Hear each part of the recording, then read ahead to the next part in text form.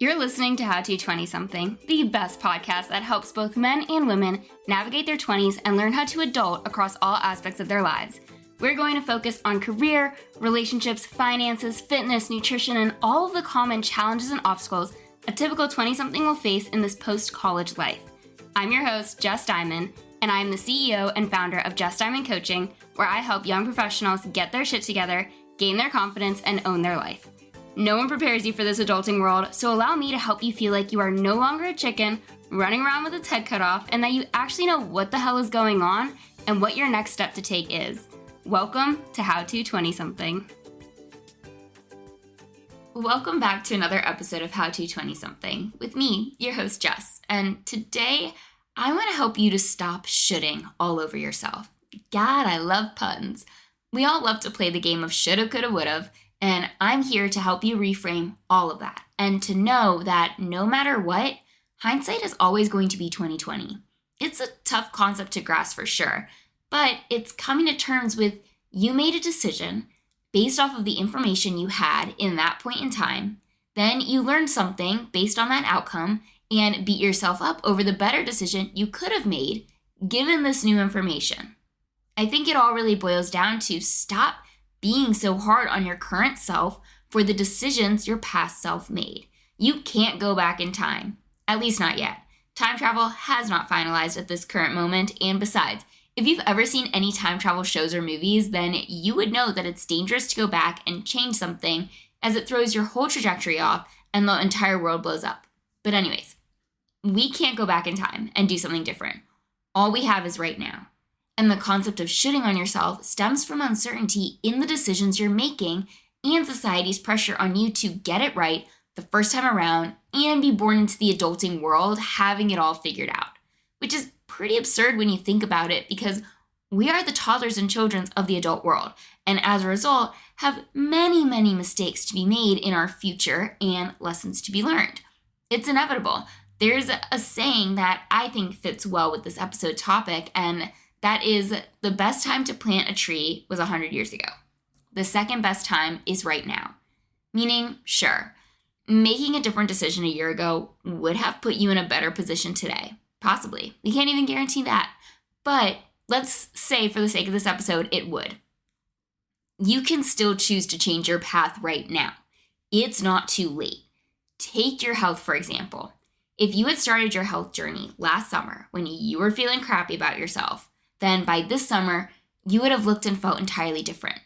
That doesn't mean you will never be healthy and feel good about yourself. It just means you didn't start earlier, but you can still start today. Now, throughout this episode, I'm going to be giving you many examples that will help you move forward without letting your awful negative thoughts hold you back. Or in other words, we're no longer letting your feelings of regret enter the chat.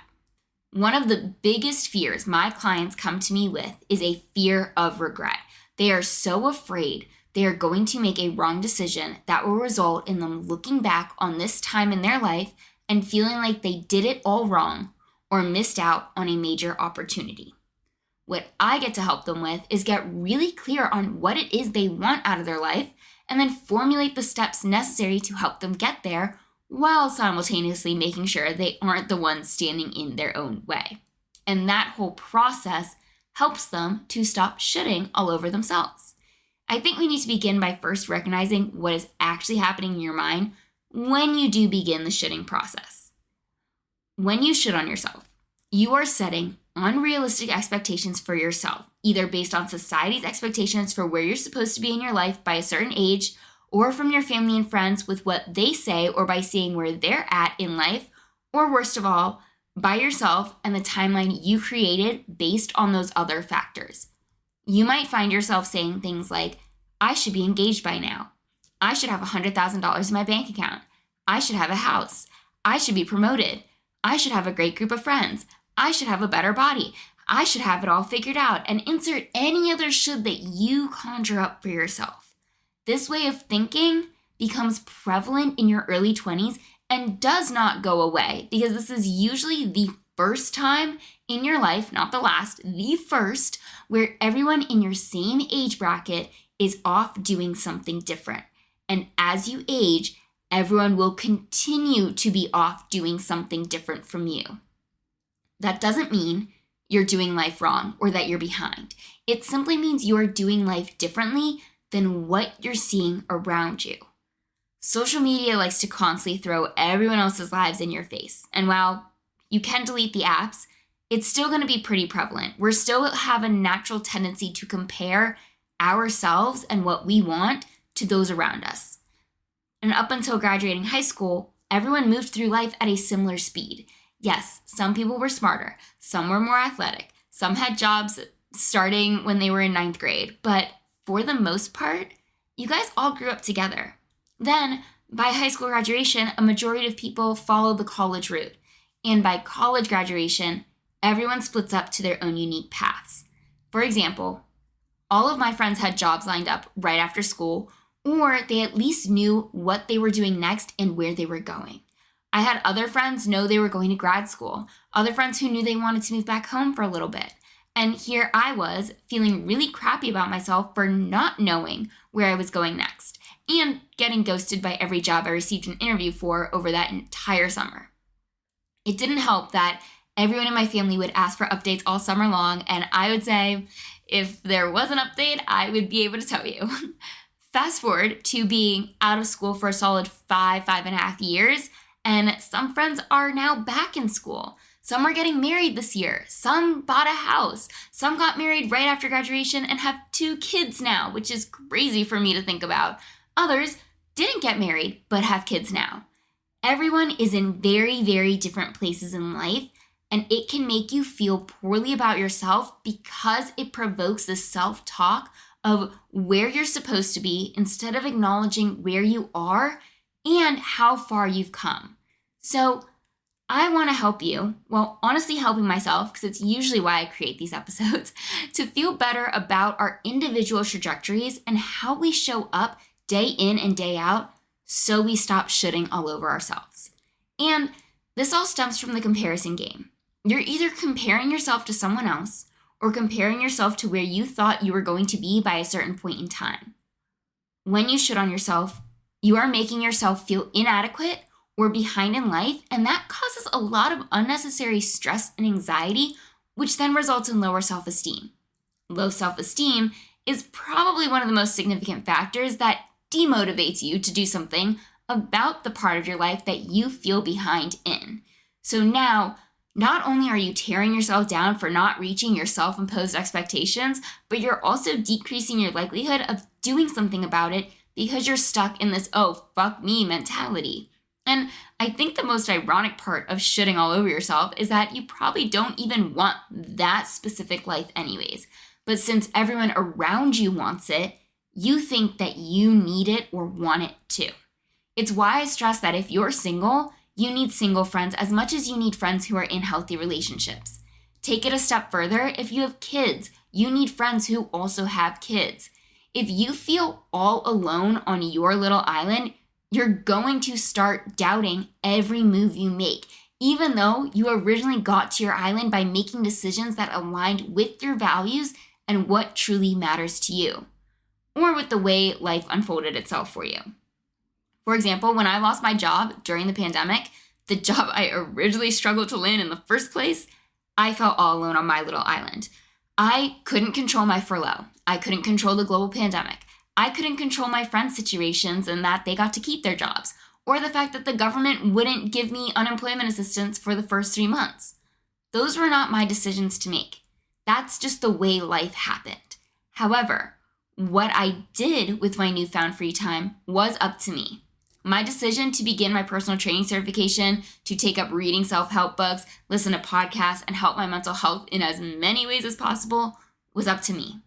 Those were all decisions I made based on the situation I was in and that aligned with what mattered the most to me in that moment.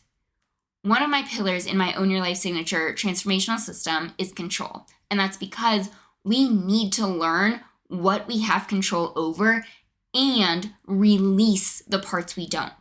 We can control our actions and reactions, and we can't control literally everything else. And it sucks because we want to be able to. But the way you react to a situation that is out of your control will help you make an empowered decision as to what to do next, regardless of what everyone else around you is doing, seeing, being, or having, because what you see is what you believe. And if the way you're living doesn't look like what you see around you, then you're going to have more self-doubt and insecurities and feel less inclined to share yourself with the world around you. Or in other words, you're going to hide out. Or you'll feel like the odd man out who is doing something wrong. That self-doubt, that low self-esteem comes together to lower your self-confidence. Now you're going to feel super insecure about sharing your lifestyle with the fear of other people judging you for not living up to their perceived standards, when in reality, it's all in your head. People are far too concerned with their own lives and where they are lacking to even give 1 ounce of care towards what you're not doing or achieving right now. Basically, the should game is your one-way ticket to unhappiness. It goes back to feeling the need to check all the boxes by the time you're 30. I think growing up, a lot of us, myself included, would say something along the lines of, I'm going to be engaged by 25, have a house by 26, married by 27, and my first kid by 29. And then you reach the age 25, and you realize how far off you were from that original timeline that you created for yourself when you were in middle school. That timeline was exemplified by most of our parents' generations. So it's something we thought would stay true for ourselves, but what we failed to take into account, unbeknownst to us at the time, and probably still now, is how different our lifestyle and world in general is today compared to what it was, say, 20 to 30 years ago. So we feel defeated for not being quote unquote on time, when in reality, you are always right on time for your life. It's impossible to be behind. It is a thought that you are thinking by comparing yourself to, again, your own expectations or what you see around you. And maybe some of you did follow life in that order, which is fine. It's not saying that that timeline is incorrect. It's simply saying that it is unreasonable for everyone to achieve. We all live very different lives with different dreams, goals, and situations that it's unfair to you to create some absurd timeline based off of society's recommendation. But it makes you feel like you're an outcast or not normal for wanting something different than your peers. And in reality, they probably want something different themselves. They just don't know how to make that change happen or are afraid of the judgment that may be accompanied by this change or don't even know what that could look like. This judgment and rejection creates a shame spiral that serves as a distraction to what it is you truly want and not what others want for you or for themselves. This shame then drives you away from talking about your current lifestyle or what you're working towards and results in weaker relationships because you're not sharing a big part of who you are and who you're trying to be. I remember in college, everyone would ask you your 5-year plan. And for me, it was graduate school, move to Atlanta, live there for 3 to 5 years, meet the love of my life, move to North Carolina, get a house, and settle down. That 5-year plan was dead wrong when I got ghosted by all the firms in Atlanta and ended up with a less than ideal job in the greater Orlando area. And from that point on, I stopped planning out 5 years in advance. As I'm planning out this episode, things got a little out of order because it's probably by the time this comes out, my book club was reading this book about 2 months ago, but as I started planning out this episode, my book club was reading Brené Brown's book, I Thought It Was Just Me. And it talks a lot about shame and vulnerability, and I think shitting on yourself ties right into that theme. So the next time you catch yourself shitting all over the place, I want you to pause for a moment and ask yourself, are you making a decision or having a thought based on an external expectation or your own personal desires? And if you are having a thought based on an external expectation, how can you reframe that thought with could, as in what could you do so you feel in control of your life? Like I said earlier, should is feelings of regret. It's wishing the ability to go back in time and make a different decision somewhere along the way to bring you to a more desirable result in the present moment. It's also a word for giving up. Or in other words, there's nothing you can do about it besides throw yourself a pity party. Versus swapping the word should with could means you're learning from a past experience and are willing to change something to have a different future outcome and not be left in the same cycle. For example, I should have $100,000 in my bank account right now, to I could have $100,000 in my bank account right now. If I start saving, it'll be possible down the line. I should is a failed expectation. I could is it's possible for me. Now, how do I make it happen? It's such a slight difference with a huge positive mental shift. Let's do another one. I should be married by now, meaning everyone else around me is married, I'm single as shit, and I feel undesirable because no one loves me in a romantic way. Compared to, I could be married by now, meaning, and mind you, this is no jab to the people who got married young and solely for my shoulders who are single. By changing it to could, you're saying, I could be married, but I choose to wait until I find someone that adds value to my life and is a marriage that is really healthy. I could marry the next person I lay my eyes on, but by waiting, I am making sure I find a person that is right for me and the life I want to build. This is fun. We're going to do one more. I should have a better body. This is a tough one for me because I say this to myself all the time. I eat well, I move my body, I get good sleep, I have the perfect formula for having an amazing body, and yet I feel as though it should look better. That's me comparing myself to past me and to other females. Switching it to I could have a better body, but that might mean sacrificing my internal health like my hormones and my energy levels. Even I could have a better body if I go get my hormones checked, which by the time I'm recording this episode, I called my doctor to look into those labs. So go me. But should narrows in on the one thing you're lacking, whereas could widens the lens and looks at what else is happening as a result, or what actions are you in control of to help you overcome your own self-pity. When you're focusing on what you don't have, based on what you see other people around your age do, you're letting yourself lose sight of what truly matters to you or what your definition of success looks like. Another easy fix for overcoming the should game is to write down your ideal life, the things you really want to achieve or create for yourself. Pull out the values that are aligned with those goals and do not, I can't stress this enough, do not put a timeline to this life. Just acknowledge what it is you're working towards and come up with one action you can do this week to help move you towards the life you want. And if you don't know what that one action is, or even the next one after that, then that's when it's time to work with a coach.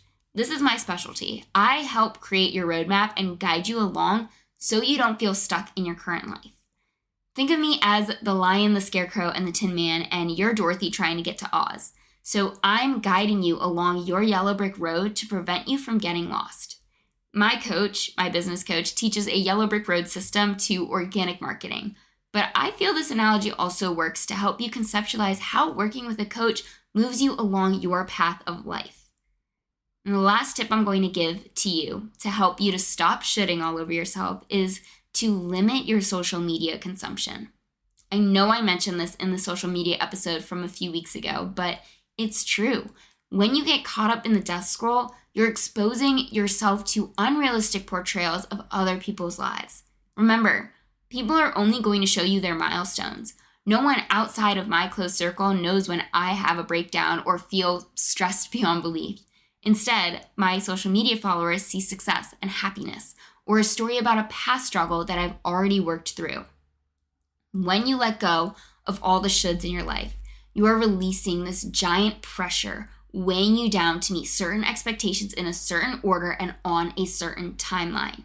You get to start to make choices that align with the future you that you want instead of a life someone else is living, thereby increasing your confidence behind the decisions you're making.